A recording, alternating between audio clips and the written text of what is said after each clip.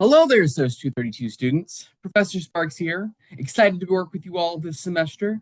And we're going to go and talk about, in this video, a brief sort of summary on the syllabus and expectations for the course, as well as making sure that you all get comfortable with the whole slideshow component of these lectures. My apologies, this whole typo says Module 1. Welcome to the course up here, but we are going into Module 0. So let's begin. Module 0, just a brief syllabus chat. And what I mean by that is I'm going to go over three main components. One, we're going to talk about the syllabus. Two, we're going to go over grading rubrics and what expectations you all should have as you're starting to submit your assignments for this module and the further ones. And then finally, we'll talk about some time management skills to make sure that while this course is asynchronous, so not everything every single day, you have the ability to do things a little bit more on your pace, but we want to make sure we have the same time management skills so you still hit the deadlines. So to begin, Professor Josh Sparks. I'm with the sociology program, teaching for you all. My office is online. I'll be working with you all through Canvas and through Microsoft Teams, maybe Zoom meetings.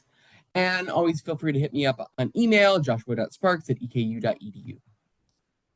The course description will be statistical analysis of survey data, including forming sociological research questions, variable selection, analysis, interpretation, and writing in standard scientific form.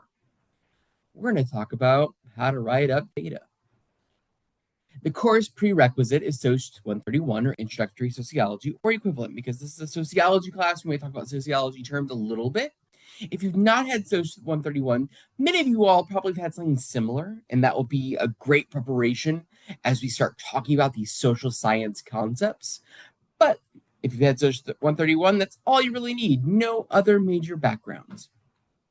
Our class meeting times, check the syllabus for scheduled meeting times and dates that will vary from one term to the next.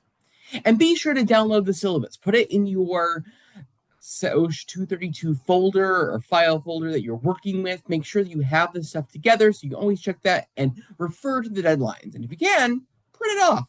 Make sure you have that so you can see everything a little bit bigger than this text. Availability on the question board. I'll be able to answer questions usually within a day, hopefully sooner, but we're all juggling things, so I try to do it within a business day for sure. Available through the question board. The office hours, I'll be available for FaceTime meetings, typically Wednesdays from 3 to 5 p.m. each week. Join me either through Microsoft Teams or the Zoom link that will be available. And all questions related to the course and assignments. If you don't feel comfortable with just putting on the question board, maybe it's more private or something, or you need a deadline or whatnot, feel free to email me directly. Happy to answer them. The time requirements for this class.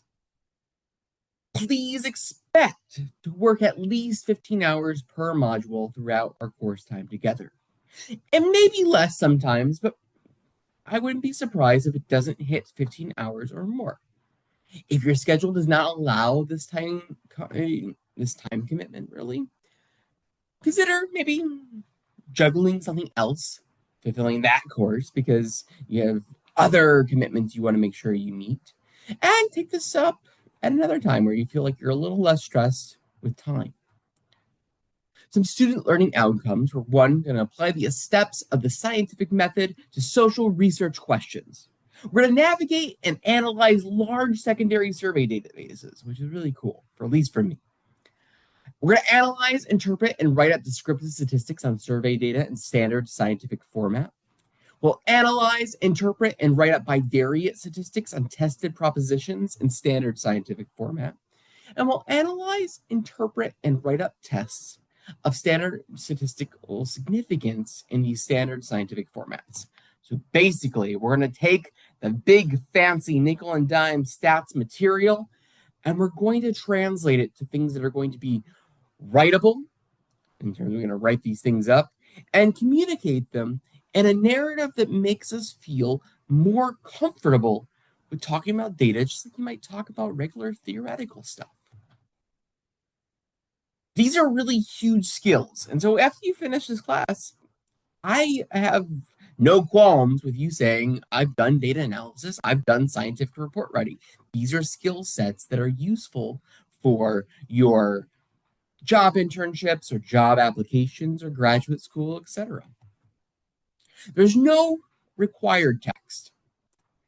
Instead, we're going to be focusing on the materials that are uploaded into Canvas as sort of a big text of sorts. This class is more action-oriented because with statistics and data analysis and a lot of things that are more mathy, you got to practice this stuff and you got to get your hands dirty. By doing these things and actually performing this stuff, which we will do with Jamovi and using the GSS, we're going to do data analysis and write these things up and get more comfortable because it's a language, just like French or Chinese or other languages that you may not be the most fluent in at first. You got to start somewhere. And so we're going to do that and build from here. It's like baseball or a board game or something like that. It's really hard to just understand sports by reading about it or just reading a rule set. By playing is when you really get the ins and outs of things. And so we want to do that with statistical research and social science understandings of processes. Have fun. Very hopefully to lighten the stress on feeling like this isn't something that you all can't do, but in fact, you can. Like I mentioned, we're going to be using the statistical software package Jamovi, which is very hands-on and nice to work with, in my personal opinion.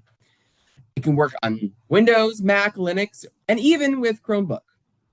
To download the version, make sure to go to the video that I provided, as well as the link that is provided in there, and follow the simple installation steps. We'll also be working with the General Social Survey. This survey has been going around since 1972, yearly collecting data on the population in the US. We will be working on two major data sets, 2012 and 2018, to get really used to the idea of statistical analyses using major, huge survey data, which is really nice. In these modules ahead, we're going to explore these things for large data sets. SOC 232 in this class is structured into 7 modules, where we'll have lectures, materials, instructional videos, and supplementary tip sheets, and a practice quiz. And assessments are going to be formed of a blog requirement, a set of assigned homework problems, a module quiz, and a time management self-assessment survey. That all these tasks put together make your total grade for each module. So each module has its own sort of set of grades, and each module, these 4 things, when combined together, makes your module grade. And your final class grade will be based on a compilation of your module totals. Now, not all modules are weighted equally. Module 1 is worth 10%, and Module 7 is only worth 5%. And the other ones in between are worth 17% a piece to get us our 100% total. The final module, Module 7, only worth 5%, and it may be considered optional for those who are satisfied with your grade upon completion of Module 6. We will go ahead and we'll calculate these tentative grades up to Module 6, and if you see that, oh, I have a 92, even if I did this and got my full 5% for Module 7, it would take me to a 97, which would be great, but it wouldn't change my grade. I still get an A. So I may not do it and focus on other things. I have other finals, etc. That might be what you do. Totally understandable. This gives you the option for that breather to feel good about what's going on. Module 7 is going to be also designed if you want to go to that next step to prepare you for these upper level thesis work or graduate work, because we're going to work on doing a research report and independent analysis, combining our independent analyses and blog responses.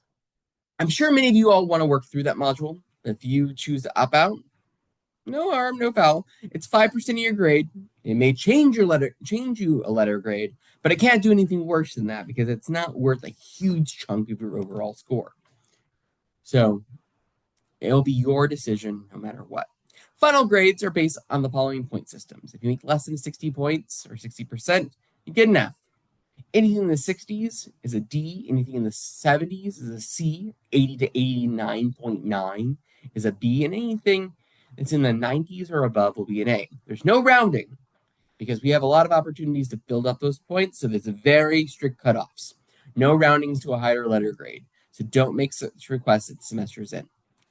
To assure the grade that you want to achieve in SOC 232 is the one that you are aiming for, and make sure you get that. I will say complete your work, submit your absolute best work. And I've been doing this class in various capacities, also as a student a long time ago, as you look in my little intro video. I've been doing this stuff, teaching this stuff with Professor McSpirit and others since way back in 2016.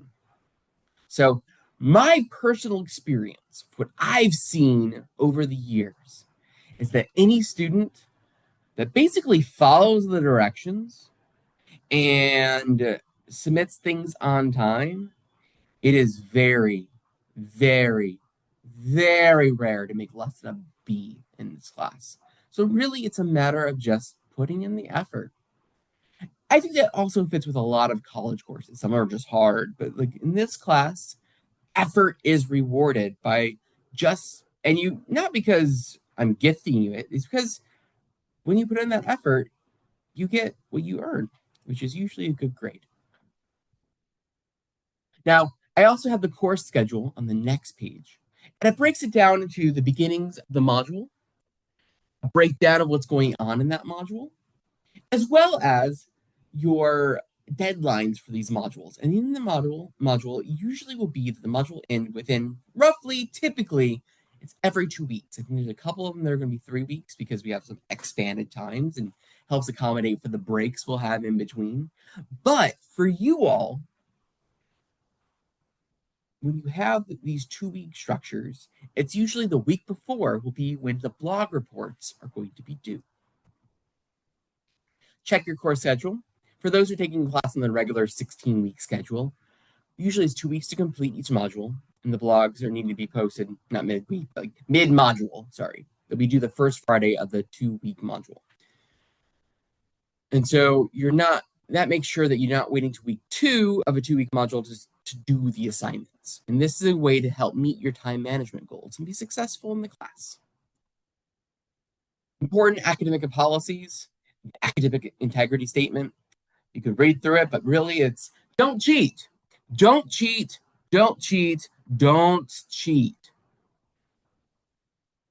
Y'all are smart folks. Even when you're struggling with life stuff, hit me up. Ask for, maybe extensions or questions along the way.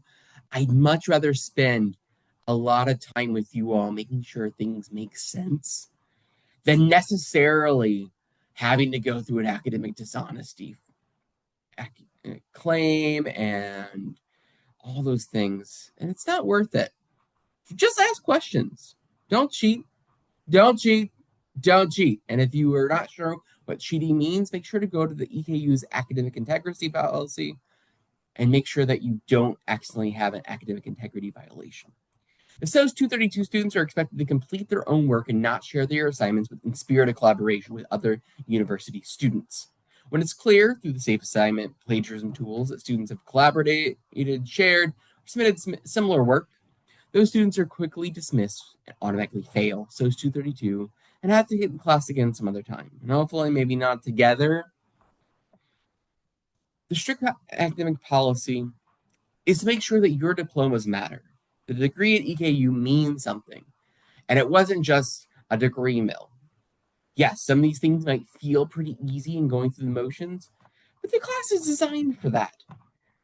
And when you go into the real world, I want you to be able to take these things that I sort of eased you into and say, oh, even if I'm a little bit confused, I can still apply these same techniques and expand in the next steps. But I don't want you all to be cheating for these things because really, it doesn't help you. The grade might do well, but you're not going to be able to do any of that stuff afterward. And that's going to be what's going to matter most in the job market, grad school, other classes, etc. This stuff compounds. But I won't harp on too much because I know you are going to ask me questions if needed instead of doing the cheating stuff because that's not fun.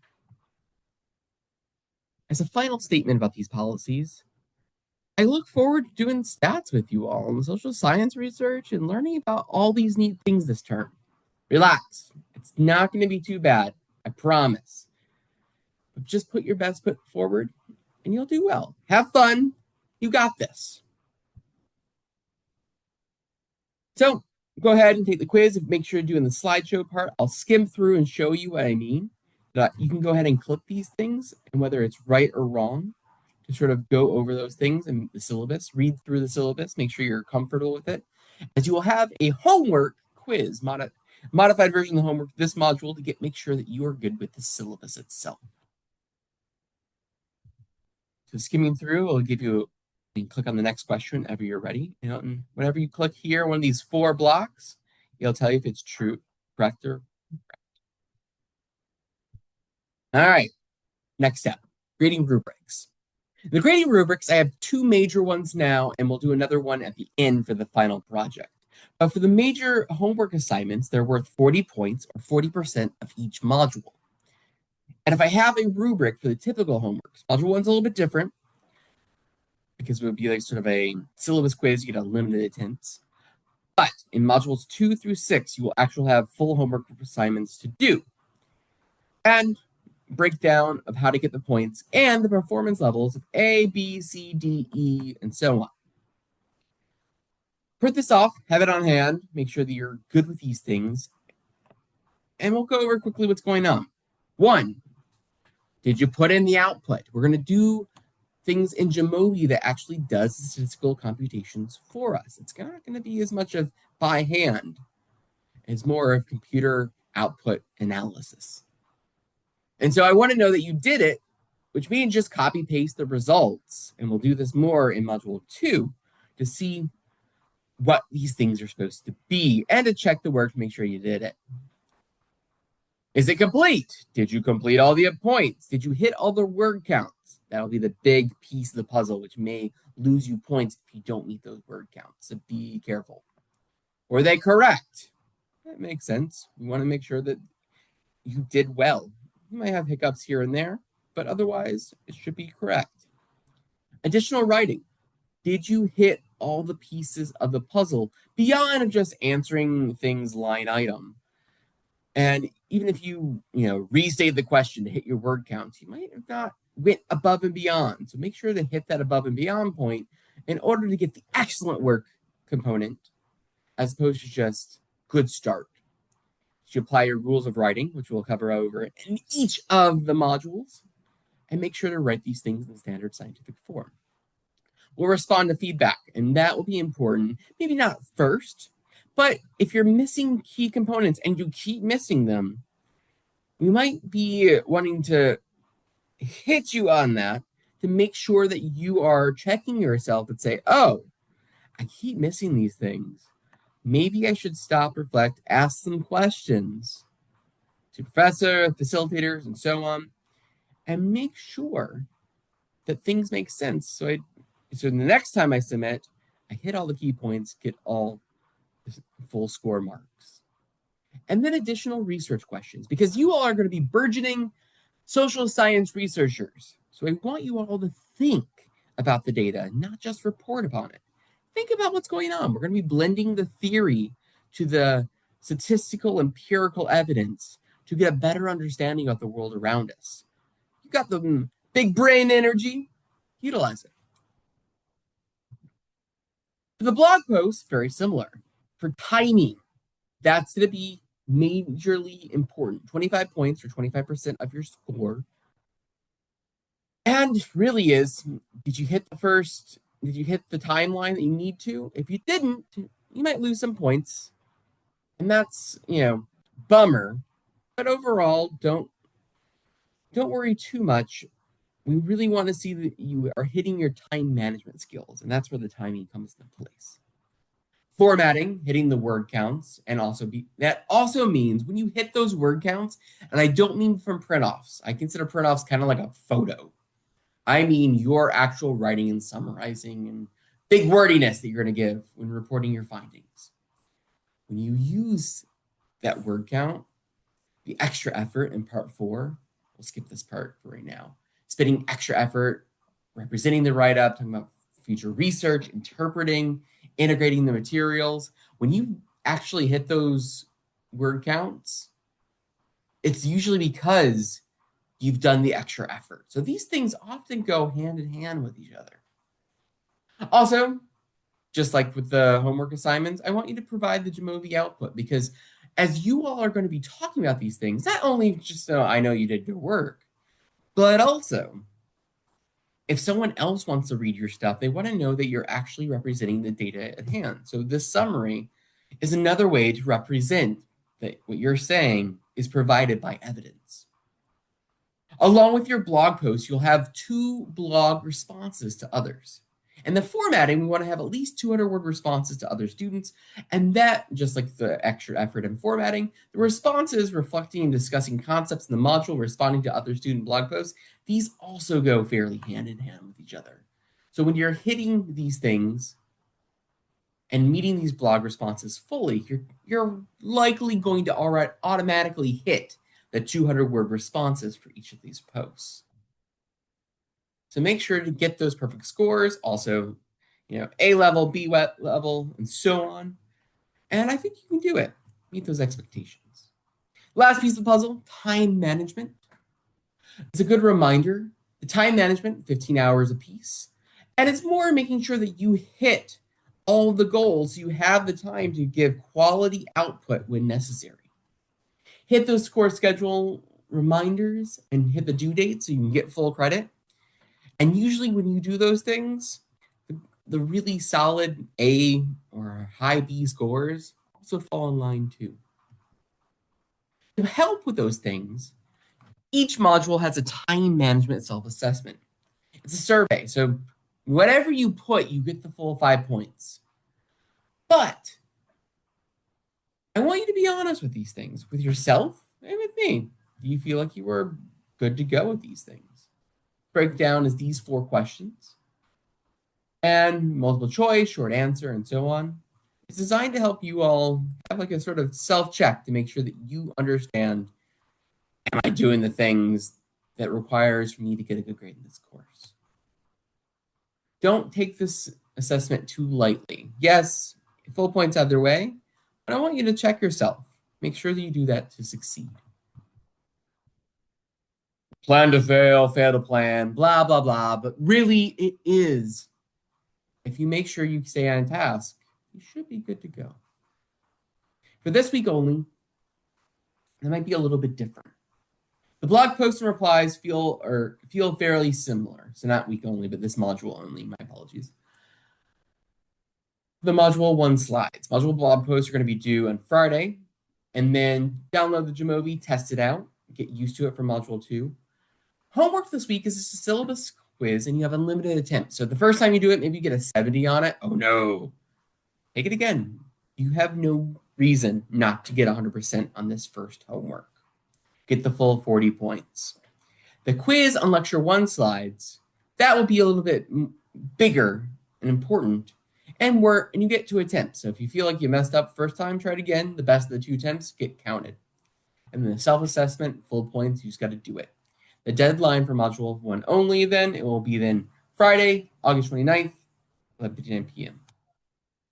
So we went over the syllabus core schedule, reviewed the grading rubric for both homework and blog posts, and we talked about how important time management will be charting your success in SOC 232.